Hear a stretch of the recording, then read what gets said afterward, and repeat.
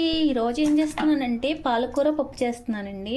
ముందుగా పప్పుడు కందిపప్పు తీసుకున్నానండి. తర్వాత ఒక కట్టగా పాలకూర తీసుకున్నానండి. ఒక ఉల్లిపాయ తీసుకున్నాను, 4 పచ్చిమిరపకాయలు తీసుకున్నాను. తర్వాత సరిపడగా పులుపుకి సరిపడగా కొంచెం చింతపండు తీసుకున్నాను.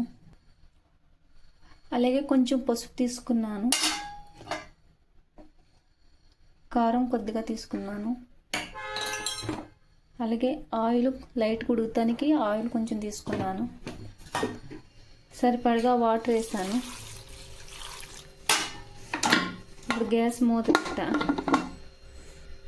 కుక్కర్కి మూత పెట్టాను. అలాగే ఇడ్లీ పెట్టాను. అలాగే గ్యాస్ ఆన్ చేసుకుంటున్నా. ఇప్పుడు ఇవన్నీ కలిపి పెట్టుకున్నది గ్యాస్ మీద పెడుతున్నా. 3 విజిల్ వచ్చేదాకా వెయిట్ చేద్దాం. పప్పు అయితే అయిపోయిందండి. ఇప్పుడు గ్యాస్ ఆఫ్ చేసేసుకుందాము. ఇప్పుడు విజిల్ తీసేసుకుందాం.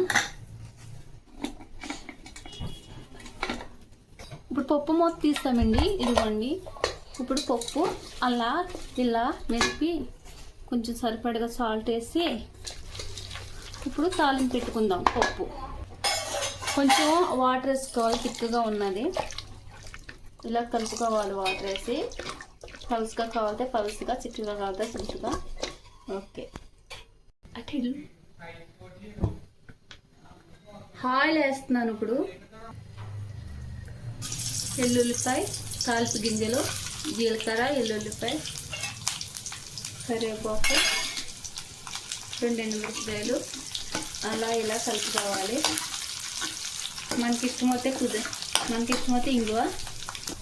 ఇప్పుడు కలిపి పెట్టుకున్న పాలకూర పప్పు రెడీ అయింది. పాలకూర పప్పు